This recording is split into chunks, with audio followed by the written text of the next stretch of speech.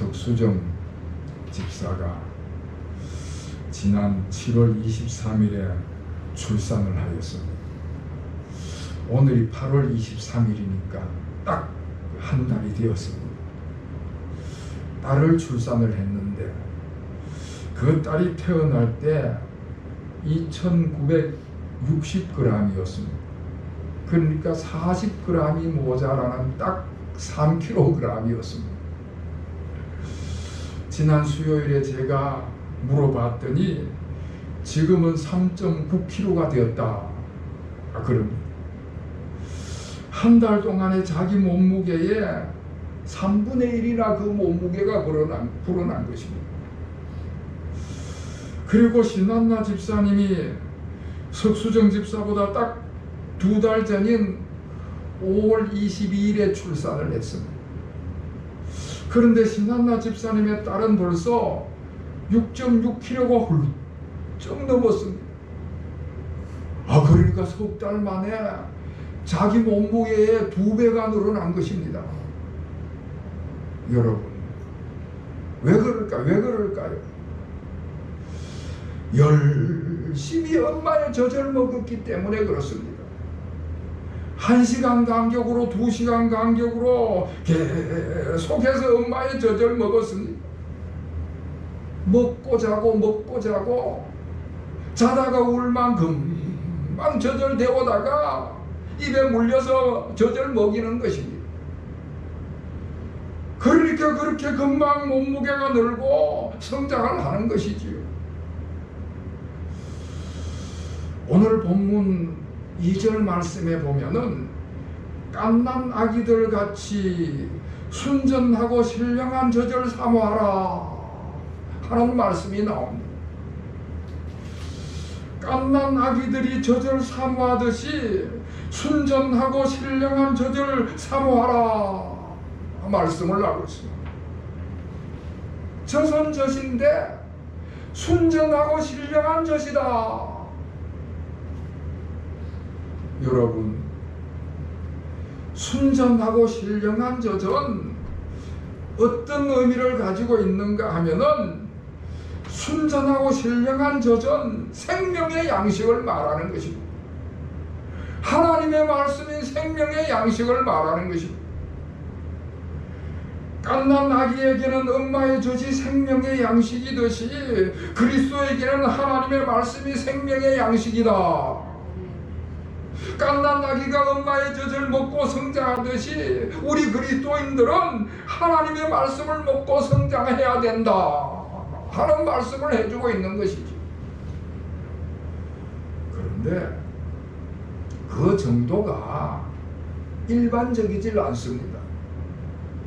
먹고 싶으면 먹고 안 먹고 싶으면 안 먹는 정도가 아닙니다. 사모하라 말씀을 하고 있습니다.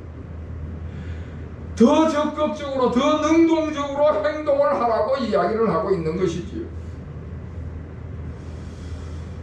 갓난 아기가 엄마한테 젖을 달라고 울 때 보면요, 아주 악을 쓰듯이 최선을 다해서 요구를 하는 것입니다. 아기가 젖을 달라고 울어 제치면은 야, 시끄러. 아니 내가 지금 바빠 죽겠는데 지금 울면 어떡하냐고. 일 맞추고 줄 테니까 기다려. 그게 안 되는 것입니다. 하던 모든 일을 당장 멈추고 아기 젖부터 먹이는 것이 최우선인 것이지요. 갓난 아기는 앙앙대면서 악을 써서라도 엄마의 젖을 먹어야 합니다. 그렇게 갓난 아기들이 젖을 사모해서 열심히 먹기 때문에 그렇게 쑥쑥 자라나는 것이지요. 그와 같이 우리의 신앙이 자라나려면은 하나님의 말씀을 사모함이 어린 나이와 같아야 한다 말씀을 하는 것입니다. 그런데 그 2절 말씀에 앞서서 1절 말씀에서는 먼저 성장을 방해하는 것들에 대해서 말씀을 하고 있습니다. 우리의 신앙이 성장하는 것을 방해하는 것들이 있다. 우리의 신앙을 병들게 하고 우리의 신앙을 쇠약하게 하는 것들이 있다 말씀을 하고 있습니다. 그러므로 모든 악독과 모든 기만과 회식과 시기와 모든 비방하는 말을 버리라. 여러분, 우리의 신앙을 소멸시키는 것들은 철저하게 버려야 된다고 말씀을 하고 있습니다. 모든 악독은 악한 마음이나 태도를 말하는 것이고, 모든 기만은 의도적인 거짓말이나 속임수를 말하는 것이고, 외식과 시기와 모든 비방하는 말은 남을 험담하고 중상모략하는 것들입니다. 이런 모든 것들을 버려야 된다 말씀을 하시는 것이지. 여러분, 어린 아이들이 자라날 때에 인스턴트 식품이라든지 건강에 안 좋은 것들을 자꾸 먹게 되면은 그런 것들은 자극적인 맛을 가지고 있다 보니까 아이들이 자꾸 그런 것만 먹으려고 하는 것입니다. 그런데 그런 것을 많이 먹게 되면은 건강이 상하게 되고 성장에 아주 방해를 가져오게 되는 것이지. 우리가 하나님의 자녀로서 하나님을 닮아가야 되는데 하나님의 성품과 전혀 반대가 되는 그런 악한 성품들이, 그런 제약된 성품들이 우리 속에서 계속 나오게 된다면 철저하게 그런 것들은 버려야 된다. 그리고 성장에 필수적인 양식, 건강에 도움이 되는 양식, 그런 것들을 사 먹어 섭취해야 된다고 말씀을 하는 것입니다. 자, 그런데 한 걸음 더 나아가서 개인적인 성장에만 그쳐서는 안 되고 공동체를 형성하고 그 공동체 안에서 성장해야 된다. 5절은 그렇게 말씀을 하고 있습니다. 여러분, 5절 말씀, 5절을 우리 다 같이 읽겠습니다. 시작. 너희도 산돌같이 신령한 집으로 세워지고 예수 그리스도로 말미암아 하나님이 기쁘시게 받으실 신령한 제사를 드릴 거룩한 제사장이 될지니라. 아멘. 5절 말씀은 마치 집을 짓는 건축에다가 비유를 해서 말씀을 하고 있습니다. 예수 그리스도께서 기초가 되어 주시고 그 위에 우리 그리스도인이 산돌로서 신령한 집을 세워야 된다. 여기서 신령한 집이라고 하는 것은 거룩한 공동체, 교회 공동체를 신령하게 세워야 된다 하는 말씀입니다. 우리가 신앙생활을 해 나갈 때에 혼자서는 도저히 신앙생활을 할 수가 없습니다. 세상의 유혹이 얼마나 심하고 세상의 시험이 얼마나 이게 대단한지 혼자서는 감당하고 이겨내기가 어렵습니다. 요즘 교회를 떠나는 교인들이 자꾸 늘어나고 있다는 뉴스를 듣게 돼요. 심지어 신앙생활을 오래 하고 교회의 중간 직분을 갖고 있는 분들마저도 교회를 떠나는 모습을 보게 됩니다. 왜 신앙생활을 그렇게 오래 하고 항존직의 직분을 갖고 있는 분들마저도 교회를 떠나는 현상이 나타나는가? 여러 가지 이유가 있겠지만 그 중에 하나가 거주지를 이전하면서 발생하는 경우가 있습니다. 무슨 소리인가 하면은 직장이라든지 이런저런 문제로 이사를 갔어요. 이사를 갔으면은 그래서 본교회에 못 나가게 됐으면 가까운 교회를 찾아서 나가야 됩니다. 그런데 요즘에는 온라인 미디어, 인터넷 문화가 아주 발달이 되어서 집에서도 영상 예배를 드릴 수가 있는 것입니다. 본교회에서 방영하는 영상 예배를 드린다든지 아니면 유명한 교회나 유명한 목사님의 설교를 듣고 그런 예배에 동참을 하는 경우가 있습니다. 얼마나 편해졌는지 모릅니다. 그래서 집안에서 개인적으로 가족끼리 예배를 드린다는 것이지요. 제가 아는 집사님 가운데에 안수 집사님으로의 가까운 교회에서 아주 열심히 교회를 섬기고 성가대 지휘까지 하시던 그런 집사님이셨는데, 그 아내는 전도사님이셨으니까 얼마나 신앙이 좋았겠습니까? 그런데 아내 되시는 그 전도사님이 그 교회에서 사직을 하게 되면서 인지를 못 찾았어요. 그래서 두 분이 집안에서 예배를 드리는 것입니다. 새벽에 일찍 일어나가지고는 둘만 집안에서 간단하게 예배를 드리고 나서 할 일이 없으니까 자전거 타러 나가는 거예요. 취미생활하러 나가는 것입니다. 그렇게 교회 공동체를 떠나게 되니까 세상의 유혹과 세상의 시험에 넘어지고 마는 것이지요.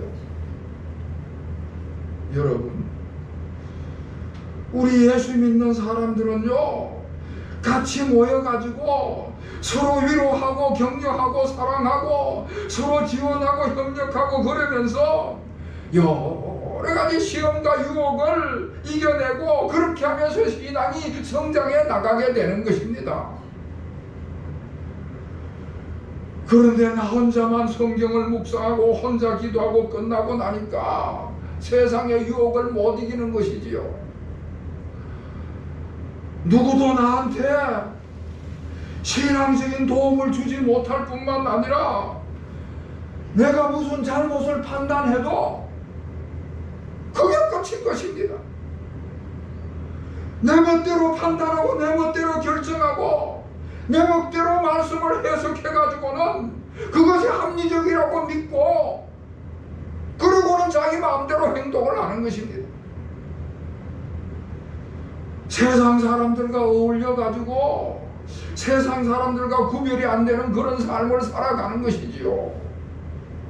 나 혼자만 말씀을 묵상하고 기도하고 끝나고 나니까 그렇게 세상 유혹에 세상 시험에 넘어지고 마는 것입니다. 나 혼자만 말씀을 묵상하고 기도하고 끝나는 것이 아니라 성도들이 다 같이 말씀을 들어야 하는 것입니다. 같은 기도 제목을 가지고 서로 기도해 주면서 사랑의 교제를 나누게 될 때에 그 신앙이 더욱 풍성해지는 것입니다. 나 혼자의 은혜로만 끝나는 것이 아니라 다른 사람이 은혜 받은 것을 같이 나누게 되는 것이고요. 그럴 때 공동체 안에서 신앙이 견고해지고 하나님 나라의 영생의 소망을 산 소망을 갖게 되는 것입니다. 자, 그렇게 교회 공동체를 형성해서 그 교회 공동체 안에서 신령한 제사를 드린다 말씀을 하고 있습니다.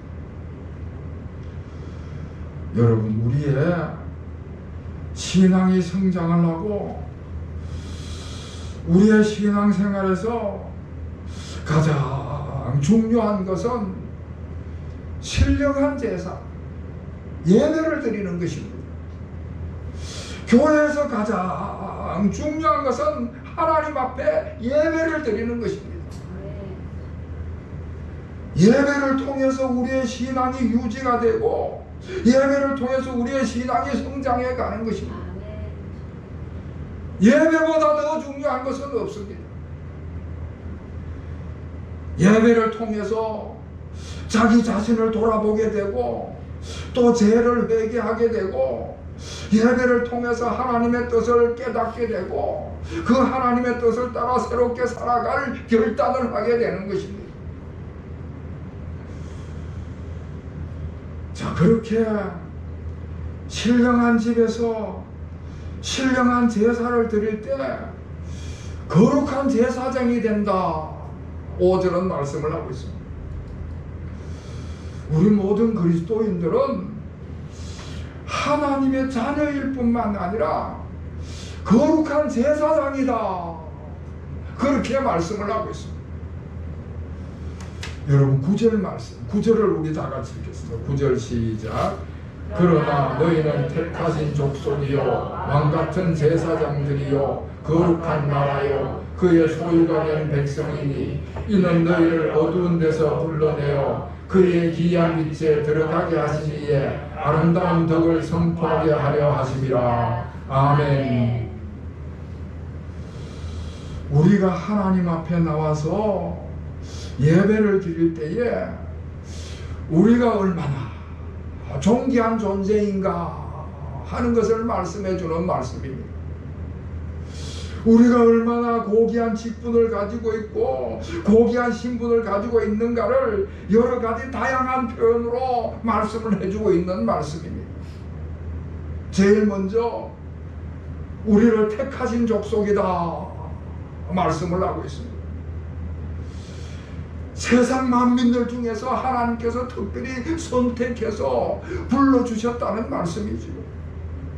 하나님의 택하신 백성으로서 하나님으로부터 특별한 대우를 받는다 하는 말씀입니다. 그리고 하나님의 소유된 백성이라 말씀합니다.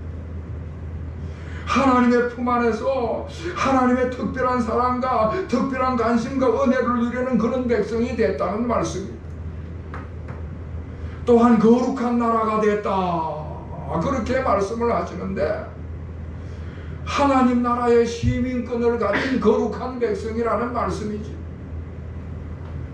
우리 그리스도인들은 하나님의 택하신 족속이요 하나님의 소유된 백성이요 거룩한 나라다 그렇게 말씀을 하고 있습니다.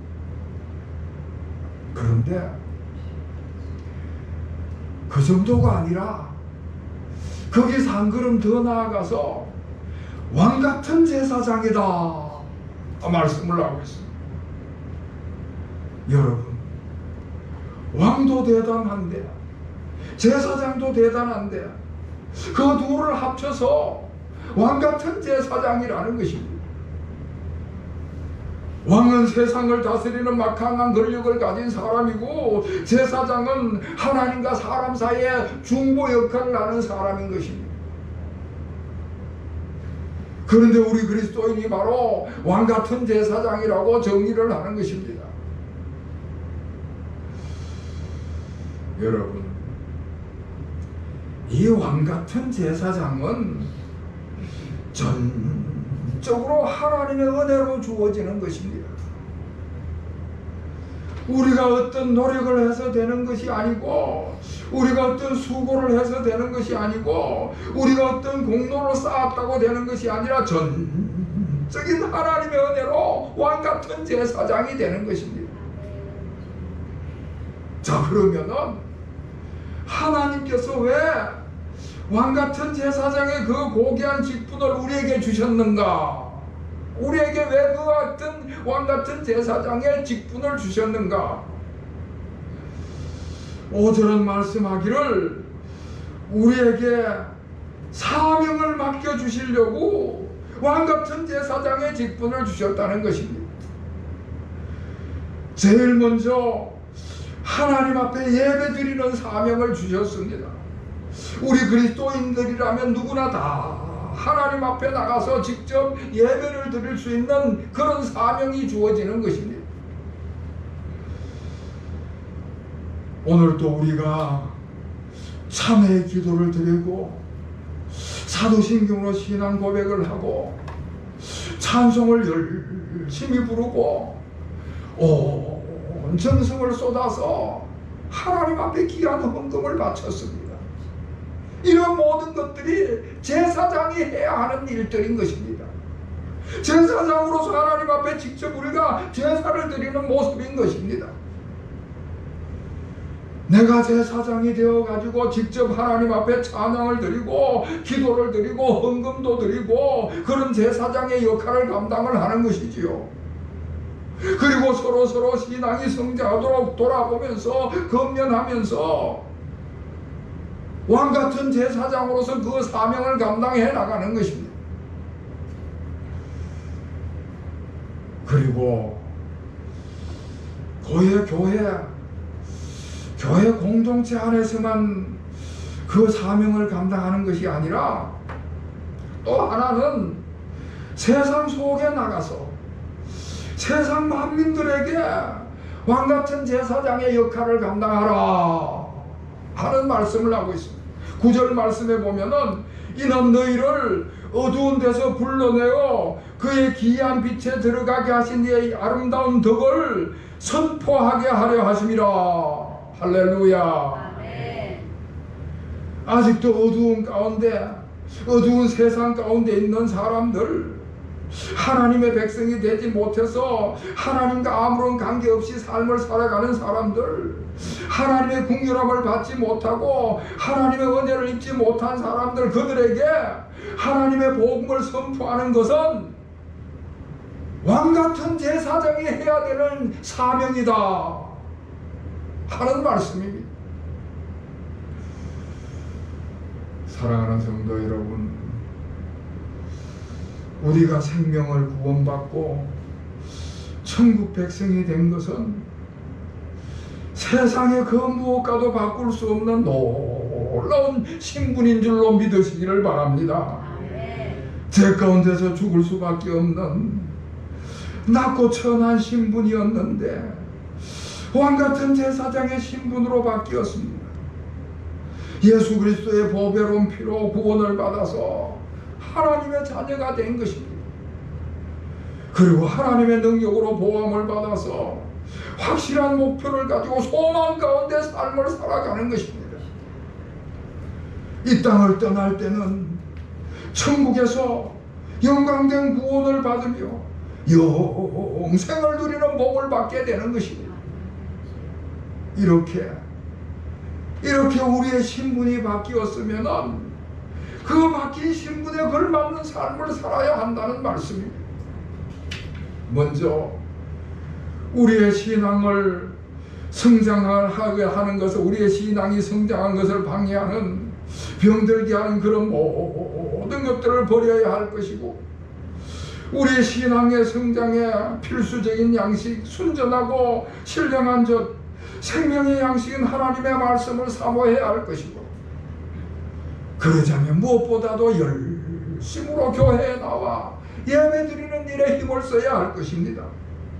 우리 교회 공동체가 신령한 하나님의 공동체로 설 수 있도록 힘써야 하는 것이지요.